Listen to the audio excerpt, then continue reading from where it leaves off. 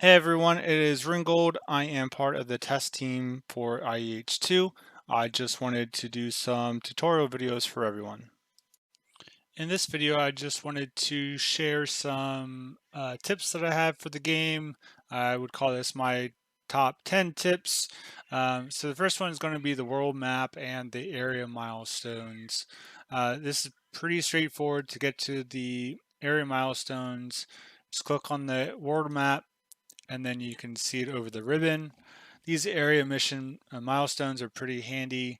If you haven't world ascended yet, you're probably going to gear towards level 50. It gets harder to do those pre-world ascension, anything after 50.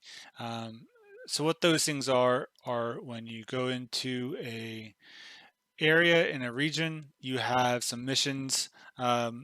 If you're pre-world ascended, you only have 2 for each area. Once you get into world ascension, you can start getting more through the area prestige upgrades. So you want to work on that. It also counts towards the world ascension map milestoner.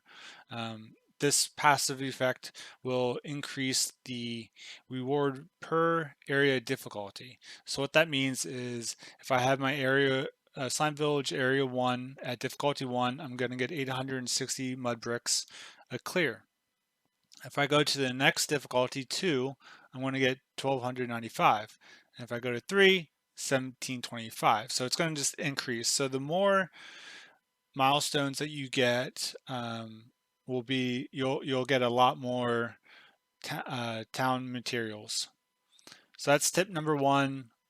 World map has the area mission milestone ribbon and also just the overview of milestones. 2 would be some of the settings within the game. Some of these can be really useful, such as darkening the battlefield. So if I have that off, it is very bright, and if you have drops like the stars for equipment, you can miss it sometimes. So if you darken the battlefield, it'll be a lot easier to see the drops. Another one I like is the show equipment mastery stars in the inventory.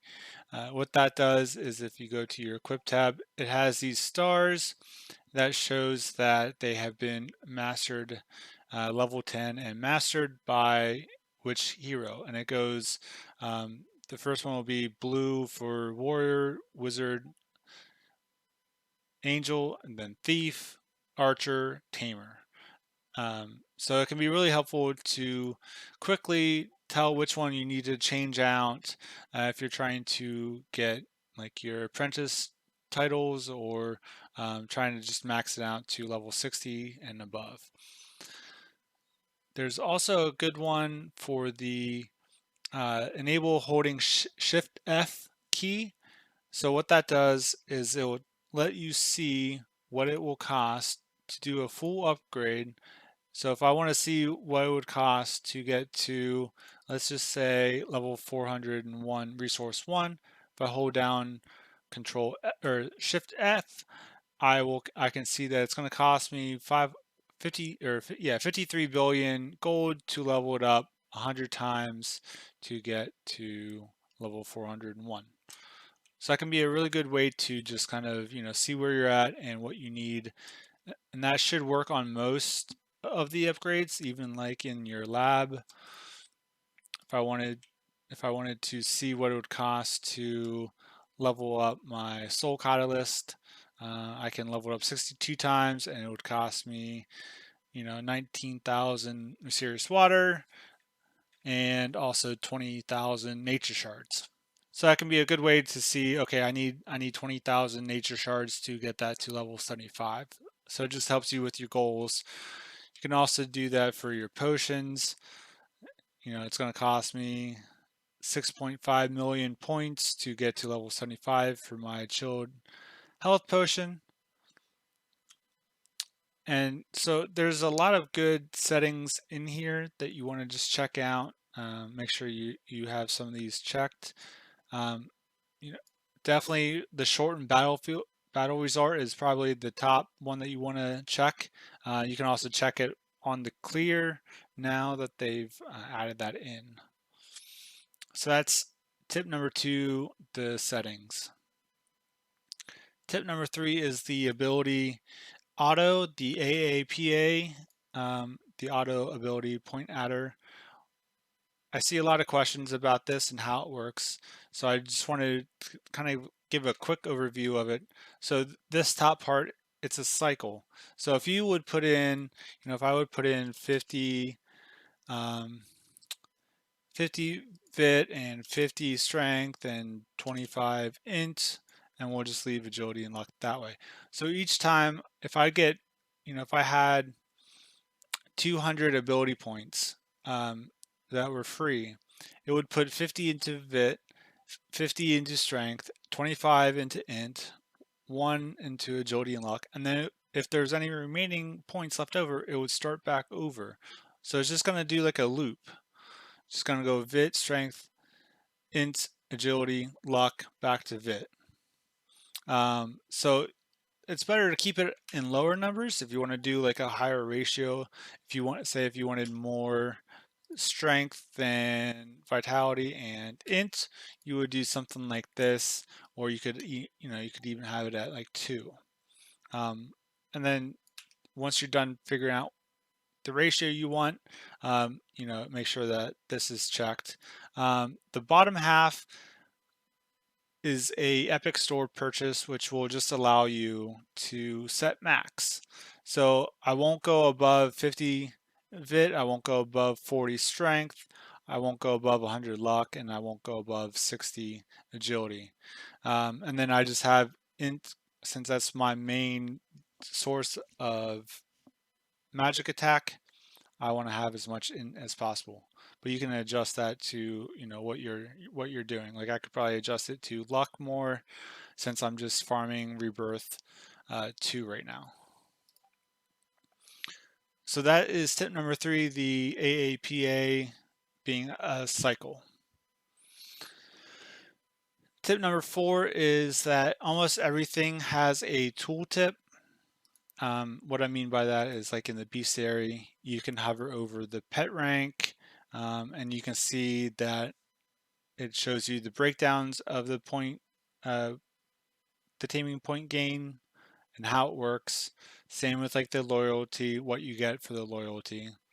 Also, especially in the ability tab, all your main stats and your elements and your regions, your gains, and even titles have tooltips that can help you determine if things are working, where you're getting stuff, like for XP gain, like where am I getting additive gains, where am I getting, the bonus upgrades, whatever. So just hover over something, make sure you're reading that, and that might help you answer some questions that you might have had. So that's tip number 4. Almost everything has a tooltip. Tip number 5 is all about the town research. Town research, some of the best ones to get would be like restocking the amount of traps in the shop, which means that every time the shop restocks, so I had plus 18. That means if I would buy this, the next time it would restock, I would gain 19 total nets each time if it wasn't already maxed out. That can be really helpful if you're doing a capture quest, if you're trying to capture a new monster, if you're trying to increase the rank, that can be really useful. The other big ones would be like the cartographer, the time material gains from clearing areas, the temple rebirth level requirement drops, which just means that instead of having rebirth 1 being at you can only rebirth at level 100, you could actually go down. For me, it's 79 that I can rebirth at, and then same with rebirth tier 2 being I can now rebirth at 179 instead of 200. So those can be really helpful. Some of the other ones would be, I would say, the Alchemist Hut, especially like the Mysterious Water Cap and also the Gain. Once you get to the Arcane Researcher, I would throw everything into Arcane Researcher because that just powers your research for everything else. You got your auto disassembling EQ slots and reducing the cost of crafting and also the material gains, which can be extremely useful for the pro disassembler. So that's tip number 5, town research. Make sure you're having stuff research. So tip number 6 is the lab, and I wanted to kind of give a couple tips on it. So we all know the main way to get points is either to disassemble your minor health potions or maybe even the minor resource poultice, since the slime catalyst and the essences, they're really easy to get higher numbers, but a lot of people I've seen comment about, how can I quickly disassemble? So, make sure you're changing the multiplier. So if I change it to there, I can craft 552. Since I have that much space, you also want to make sure you have the pet, which is the blue magic slime, which allows you to disassemble a potion while alchemizing it, which just means when you're crafting it. And what that allows you to do, instead of making the potions, so if I just make like 10 minor health potions, I have to go to equip, then I have to take it and drag it, or I can shift D and click it. So once you get the pet, you can then go to where you're going to craft, hold down shift D, and you can see the disassemble there, and then you can just click that, and it will disassemble 10 at a time. Or you can go higher, and it would go off of your amount of space that you have in your inventory, your utility inventory, unless you get the add-on or the Epic Store, the advanced auto disassemble potion. What that allows you to do is, if you set your multiplier up even higher, it will actually let you do as much as that multiplier is saying. So I could, since I don't have 100 million or 1 million essence of slime, I can only disassemble all of them at once. So that would be a nice boost of gold or slime coins, and also nitro if you have the right upgrades. I do want to kind of mention some helpful potions to have. The resource poultice is pretty good. You can actually have that on your passive heroes, and that will boost your active hero. Of course, the XP gains, material multiplier mist is really great if you're trying to farm like lightning shards or flame shards. What it does is, if you drop it, if you get one of those shards from a monster on a drop, even through the pilfer from thief, this will give you 5, in my case 5 more. As you upgrade it, you'll get more. And if you're not as upgraded as I am at level 35, you'll get a little bit less, but you'll be getting more than just one drop. So that can be really helpful. Another one is the skill proficiency potion.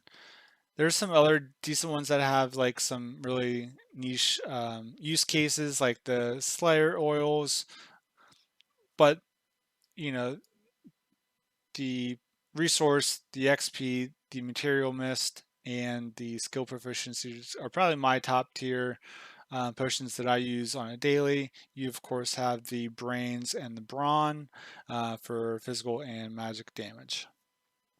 So that's tip number 6. Oh, 6.2 is having your essences. Once you get enough mysterious water, you want to start looking at the when you have a catalyst, it gives you 2 essences. You want to start looking at how much you're getting on the first one, since the first one will give you more conversion speed, but there is diminishing returns, so you need to start looking at using the secondary one that you get to make sure you're getting a higher conversion rate between the two. Okay.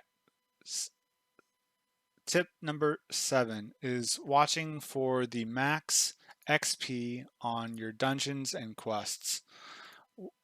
What that means is if I go to a dungeon that's way above my current level, if I would be able to complete Batcave Dungeon 3 at this very second, I would only be getting level 104 at that second, because it's due to the max level that you can get in an instance, meaning you can only ever get a max level of 30 if you kill a monster, if you do a quest, if you do a dungeon like this one and get the reward. So you want to make sure when you're doing a dungeon or even turning in a quest, like if I would try to turn in this Apprentice Weapon 4, gonna give me a max of 141, and it's the max that it can give me. So you want to make sure you're going where it does not say max. So if I would say, just as an example, I'll try Dungeon 2. Okay, so with Dungeon 2, I would get around 24, 23-ish levels. So this would be a good spot for me to get enough levels that I'm not going over and wasting that XP. If I went to Dungeon 3, I probably would get, I could probably get more than just 30 levels from the amount of XP that I'd get and what I currently have. So you want to make sure if you see max, just hold off, get a little bit more XP, gain a few levels, and see if that changes to giving you exactly the number and the percentage that you'd be getting. So that's tip number 7, watching for the max XP and then waiting to um, get a full amount of all the reward XP. Tip number 8 is going to be uh, at the start, your guild abilities. Some really good training or good abilities to get off the start is going to be your training, which multiplies your guild XP gain, and then imitating for the global slots. You I would say those are the best 2 to get in the beginning. I personally will go 5 training, 1 imitating, and then back to 5 training. If you're like post World Ascension and you can gain 10 levels in the guild really quickly, or 15 levels, you could go right into 10 training and then do 1 global. But if you're just starting out, I like to do 5, 1, 5. And then after that, it can be up to you. But just make sure you're looking at each of the abilities and what they do. Like I really like purifying, studying is also really good. And then when you get into World Ascension, it kind of adds some more stuff that you can get. So that's tip number 8, training and imitating for guilds. Tip number 9 is going to be expeditions. Expeditions are fantastic for getting more walk distance. Walk distance is a milestone in World Ascension. You need at least 5 million to get a level 1. So a really good way to help your heroes out for walking is through the expeditions. You can hover over an expedition. You can see the total walk distance. Currently, like this one that I'm on right now, I'm only 2 hours in or so, and I already have 24K meters walked on just this one. So they're all going to be around that. With the expeditions, the faster move speed that the pet has, the more total walk distance you'll get. And you can check that out in the bestiary. I know for a fact that the fairies are going to be one of the faster ones to have. Same with the bats since they, fly. So you want to, use those if you need more walk speed. And then number 10, probably the biggest tip that I can give everybody is using area and dungeon quests to complete for every hero. What I mean by that is you have When you're playing, you will have the first 4 quests, the Find My Brother 1, which is just clear Slime Village Area 1. Find My Brother 2 is 2, so on. And then the dungeon ones are going to be your Find My Husband 1, 2, and 3. Um, what you can do is on every passive hero that you have, if you have the favorite quest, go ahead and favorite all 4 of the Find My Brothers and at least the Find My Husband 3. When your active hero completes these, they also will complete that quest. Now it can work in the opposite way if you have your passive heroes in, say, Slime Village 2 and Slime Village 3, but your active who's, maybe he's auto rebirthing on Slime 7. Like that's a favorite place for a lot of people, Slime 7. You can still get, your 2 passive heroes on 2 of the Find My Brothers, and they will clear it, and then it will also clear on your active. Now you have to pay attention because if the passive hero clears, say, Find My Brother 3 on Slime Village 3, for him to clear it, for it to count as a clear, you need to be aware of your background efficiency. So if I just use my wizard as an example, it has 55% background efficiency. That means it will take at least 2 clears for that to count, for this to count for my active hero and also the other passive heroes. It will take, so I would have to clear Slime Village 3 2 times, and it'll count as a clear for anybody who has this favorited, or not. You don't even need to have it favorited, but the good thing with the favorite quest is it will, auto accept and also auto claim, so you don't have to switch back and accept and or yeah go back and claim the quest. So if they're favorited, it's going to do it automatically. And that can really help if you're, even having your passive heroes auto rebirthing 1 and your active is, it's a good way, especially for the quester. That's how I get through all my questing quests. Like, quester 3 took 2,000 area clears. Now it's a little bit less since I already had 1 and 2, but I would have, I would have 2 passive heroes on Find My Brother 3 or on Slime Village 3 and on Slime Village 4, while my main person trying to get the quester was just auto rebirthing on either Slime Village 8 or 7. So keep that in mind when you're questing, especially if you have the favorite quest. That can be extremely helpful. Um, so yeah, those are the top 10 tips. Error milestones, useful settings, the AAPA, the auto ability point adder. Um, Check the tooltips, town research, make sure you're researching all the time. The quick disassembling of alchemy for alchemy points, and also the alchemy catalyst having diminishing returns.